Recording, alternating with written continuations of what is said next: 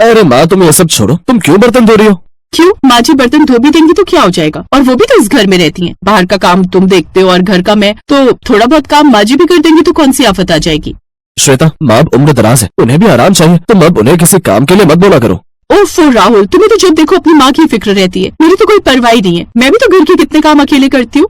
तुम बच्चे नहीं हो श्वेता, जो मुझे तुम्हें ये सब रोज समझाना पड़ता है। खैर छोड़ो, तुमसे तो बहस करना ही बेकार है। मुझे ऑफिस के लिए देर हो रहा है, मैं जा रहा हूँ।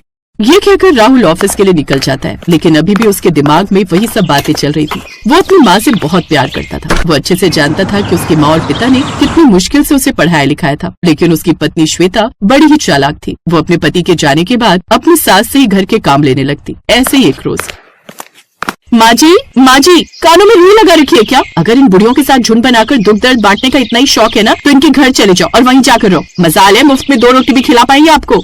बहू, मैंने अभी बाहर झाड़ू लगाया था, थोड़ी देर थक गई तो। क्या थक गई? पर अभी तो मैं नहा कर आई हूँ बाथरूम से, वो गंदा पड़ा हुआ है, जाओ जाकर उसे साफ कर दो। लेकिन बहू, मैं तो सुबह ही नहा गई थी, अब अगर बाथरूम साफ करूंगी तो फिर नहाना पड़ेगा। वो सब मुझे नहीं पता, मुझे अपना बाथरूम साफ चाहिए बस, नहीं तो आज सारा दिन भूखा रखूंगी, याद रखना। ये कहकर वो अंदर चली जाती है। बाप रे, तेरी बहू तो कितनी तेज तर्रार है। जानकी कैसे रहती है तो इसके साथ? जानकी नम आंखों के साथ वहाँ से चली जाती है और अंदर जाकर बाथरूम साफ करने लगती है। तभी राहुल वहाँ आ जाता है और अपनी माँ को बाथरूम साफ करते हुए देख लेता है। माँ, ये तुम क्या कर रही हो? छोड़ो इसे। तभी श्वेता भी अनजान बनते हुए कहती है, अच्छे से जानती हूँ मैं इन्हें। सच में राहुल, तुम्हारी माँ ना बड़ी ही चालाक है। जैसे तुम्हें आते देखती है घर के कामकाज में लग जाती है, पता नहीं क्या जताना चाहती है। मैं तो कब से कह रही हूँ कि इनसे अलग हो जाओ, नहीं तो कहीं ऐसा ना हो कि एक दिन ऐसी हरकतें करके ये हमारा ही तलाक करवा दे। लेकिन राहुल को अब सब समझ आ रहा था, इसलिए अब उसने एक फैसला लिया। अगले दिन, माँ आपको तो मेरी पत्नी का स्वभाव पता ही है, इसलिए सबके लिए अच्छा यही होगा कि हम अलग अलग हो जाते हैं। जानकी को भी लगा कि उसके कारण उसके बेटे बहू में कहीं कोई मनमुटाव ना हो जाए, इसलिए वो भी इस बात के लिए मान गई। राहुल अब श्वेता के साथ एक अलग फ्लैट में रहने चला गया और भूली जानकी अपने घर में अकेले रहने गई। अब श्वेता राहुल के ऑफिस जाते ही बड़े मजे से रील्स देखती, क्योंकि उसे रोकने टोकने वाला अब कोई नहीं था। फिर एक रोज, नेहा क्या कर रही है यार? आज मेरे नए फ्लैट पर साथ में बैठकर ताश खेलेंगे। डोंट वरी डार्लिंग, थोड़ी देर में आती हूँ। श्वेता अब अपनी सहेलियों के साथ बैठकर घर पर ताश खेलती और सारा दिन मजे करती। उधर बेचारी बूढ़ी जानकी अकेले उस घर में पड़ी रहती, खुद ही घर का काम करती और खुद ही खाना बनाती। जानकी के 2 बच्चे थे, बड़ी बेटी रीना जिसकी शादी दूसरे शहर में हो गई थी, और छोटा बेटा राहुल। रीमा ने कई बार अपनी माँ को अपने पास आने के लिए कहा, लेकिन जानकी ने मना कर दिया। ऐसे समय बीता। फिर एक रोज श्वेता के पास उसकी माँ शोभा का फोन आया। माँ, हुआ क्या? तुम रो क्यों रही हो, ये तो बताओ। क्या बताऊं बेटी, नितेश और रोमा ने मिलकर मेरा जीना मुश्किल कर दिया है। सारा दिन तेरी भाभी मुझसे घर के काम काज लेती रहती है। सुबह की चाय भी मुझे खुद ही बनानी पड़ती है, साथ ही उन दोनों की बेड टी भी मैं ही बना कर देती हूँ। फिर झाड़ू पोछा, कपड़े, यहाँ तक कि बर्तन भी, ऊपर से खाना भी वो रूखा सूखा ही देती है। क्या? लेकिन माँ, भाभी सारा दिन करती क्या है और तुम इस उम्र में काम क्यों कर रही हो? आप कहो तो मैं उन दोनों से बात करूं? नहीं बेटी, तू अभी इन सब बातों से दूर ही रहे तो ठीक है। ऐसे कैसे ठीक है माँ? वो आपके साथ ऐसे कैसे कर सकते हैं? और वो बहू है आपकी, उसका फर्ज है आपको खाना बना कर देना, आपके कपड़े धोना। अच्छा, मैं फोन रखती हूँ बेटी, शायद तेरी भाभी आ रही है। ये कहकर शोभा फोन रख देती है। अब श्वेता को अपनी माँ की चिंता सताने लगती है। उधर राहुल को भी ऑफिस में बैठे बैठे अपनी माँ की चिंता सताती रहती और रह रहकर उसकी याद आती। वो अपनी माँ को फोन मिलाता है। कुछ देर बाद जानकी फोन उठाती है। हेलो, कौन? इतने दिनों बाद अपनी माँ की आवाज सुनकर उसकी आंखें नम हो जाती हैं। कैसी है माँ? मैं ठीक हूँ मेरे बच्चे, तू कैसा है? मैं भी ठीक हूँ माँ, तेरी बड़ी याद आती है माँ। मुझे भी तेरी बड़ी याद आती है राहुल। माँ तुम्हें खांसी है, तुम्हारी तबीयत ठीक नहीं है, मैं अभी तुमसे मिलने आ रहा हूँ। अरे राहुल, मेरी बात तो सुन। इससे पहले कि वो कुछ कह पाती वो फोन काट देता है और झट से डॉक्टर के साथ अपनी माँ के घर पहुँच जाता है। इन्हें थोड़ी खांसी है, ये दवाई ले लीजिएगा, ठीक हो जाएंगी। इसके बाद डॉक्टर वहाँ से चला जाता है। कुछ देर बाद राहुल भी माँ से मिलकर घर लौट आता है। इधर श्वेता अपनी माँ को फोन करती है। क्या माँ, तुम्हारी तबीयत खराब है और तुम अभी भी काम कर रही हो? बस माँ, बहुत हो गया, अब तुम मेरे पास चलिए और यहीं आकर मेरे पास रहो। अगर तुम्हारे बेटे बहू से तुम्हारी देखभाल नहीं होती तो अब तुम्हारी बेटी तुम्हारी देखभाल करेगी। ये कहकर श्वेता फोन रख देती है। तभी राहुल घर आ जाता है और श्वेता से कहता है, श्वेता मैंने डिसाइड कर लिया, अब माँ वहाँ अकेली नहीं रहेगी। बाबूजी के जाने के बाद मैंने आज तक कभी उन्हें अकेले नहीं छोड़ा, और अब उम्र के इस पड़ाव पर मैं उन्हें कैसे छोड़ दूँ? और तुम तो जानती हो माँ नमिता दीदी के पास भी नहीं जाएंगी, क्योंकि वो भी अपनी फैमिली में बिजी है, इसीलिए हम माँ को यहीं ले आएंगे। क्या यहाँ? लेकिन यहाँ तो मैं पहले ही अपनी माँ को बुला रही हूँ। भैया भाभी उनके साथ बहुत गलत कर रहे हैं, इसलिए मैं उन्हें यहाँ ला रही हूँ। फिर हम इस 2 BHK फ्लैट में दोनों को कहाँ रखेंगे? नहीं, अभी के लिए तुम उन्हें टाल दो। लेकिन मम्मी जी के साथ साले साहब और रोमा ने क्या किया? फिर श्वेता उसे सारी बात बताती है। ये सब ठीक नहीं किया उन्होंने। अरे हिम्मत कैसे हुई उनकी मेरी माँ को हर्ट करने की? तुम्हें पता है मैं कल गई भी थी उन्हें समझाने, लेकिन वो दोनों उस वक्त घर पर नहीं थे। डोंट वरी श्वेता, सब ठीक हो जाएगा। ऐसे कुछ दिन बीत जाते हैं। फिर एक रोज राहुल बड़ा सा घूंघट डाले एक बूढ़ी औरत को लेकर घर के अंदर आता है।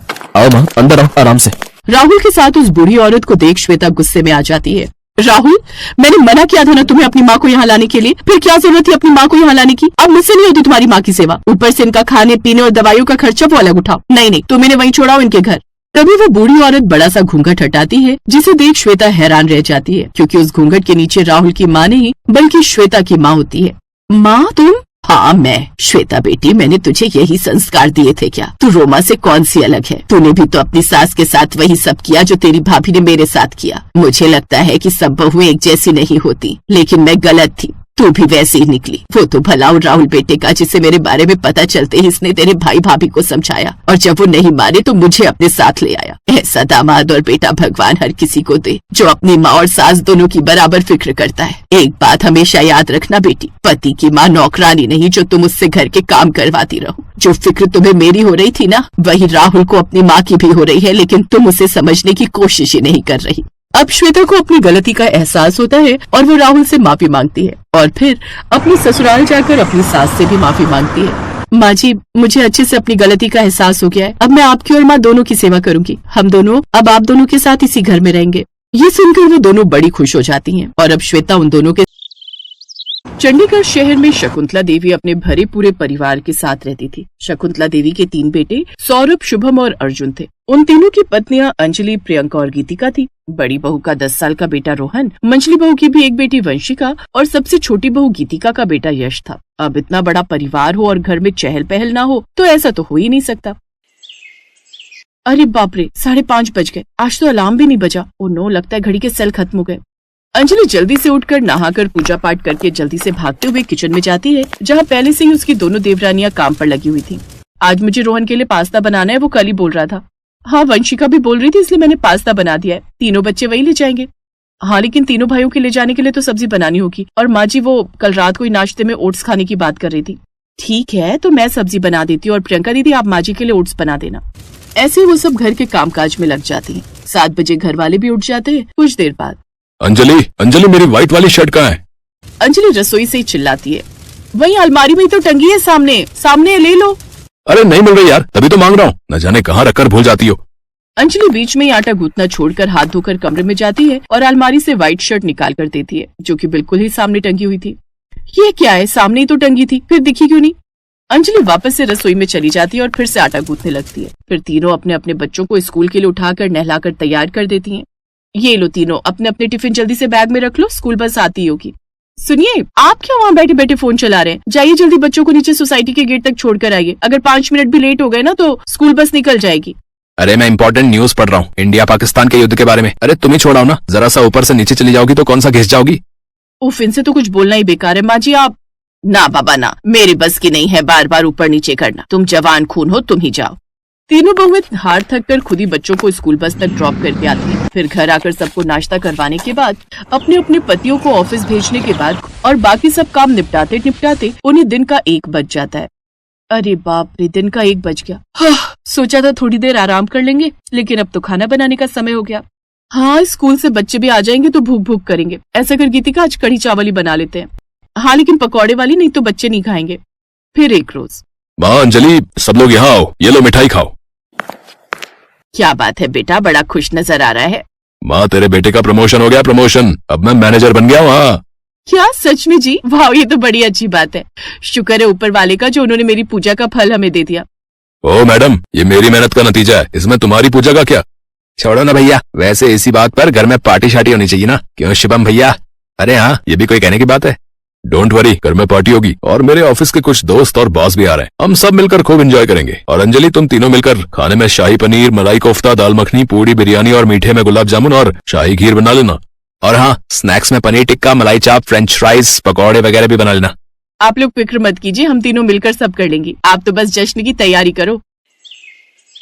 खाने में वो सभी तरह के पकवान बनाकर तैयार कर लेती हैं और सब काम निपटाने के बाद वो बच्चों को तैयार कर साथ ही खुद भी पार्टी के लिए तैयार हो जाती हैं। कुछ देर बाद गेस्ट घर में आ जाते हैं।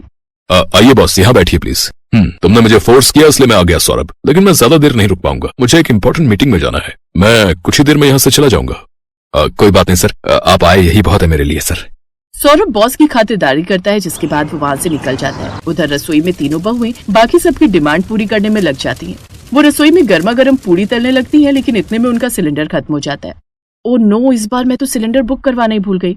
अब वो पड़ोस से सिलेंडर लेने जाती है, जिसमें टेबल पर बैठे लोगों को काफी वेट करना पड़ता है। फिर कुछ देर बाद वो सबको गर्मा गर्म पूरी परोसती है, लेकिन सभी मेहमानों के जाने के बाद अर्जुन उन तीनों को खूब सुनाता है। तुम तीनों सारा दिन घर में पड़े पड़े करती क्या हो? हैं? तुम्हें इतना भी होश नहीं रहा कि सिलेंडर बुक करवाना है? बस रसोई में खड़े खड़े गप्पे मरवा लो इनसे। आखिर सारा दिन करती क्या हो? सारा दिन बस घर में पड़ी रहती है। इन्हें तो हमारी तरह मेहनत नहीं करनी होती ना। आप सबको लगता है हम रसोई में काम नहीं करती, बल्कि बस गप्पे ही मारती रहती हैं। घर का काम अपने आप हो जाता है। बताओ भला, सारा दिन कोलू के बैल की तरह काम करके पिसते रहो, फिर भी कहते हैं काम ही क्या करती हो। अब तो इनको सबक सिखाने का एक ही तरीका है, हड़ताल।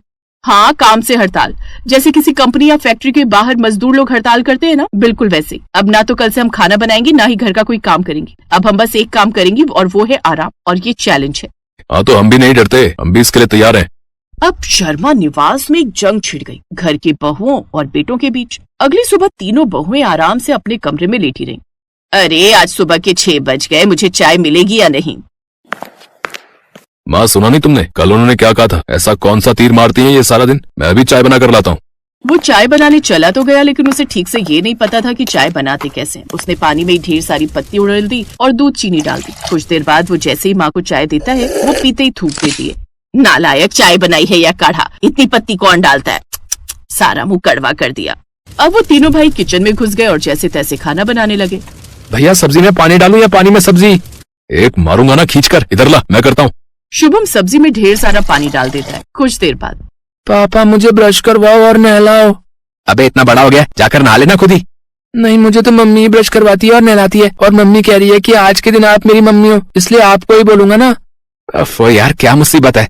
चल चल बाथरूम में चल। तभी वंशिका आती है।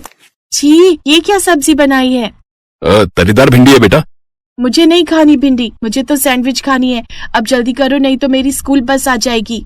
वो तीनों बच्चों का टिफिन बनाकर देते हैं, फिर उन्हें तैयार करते हैं, जिसमें वो काफी थक जाते हैं। और जब तक नीचे पहुंचते हैं, तब तक स्कूल बस जा चुकी होती है। अब वो गाड़ी से बच्चों को स्कूल छोड़कर आते हैं। घर में सबको वो खाना परोसते हैं, तो ऐसा खाना देखकर सास अपना माथा पीटने लगती है।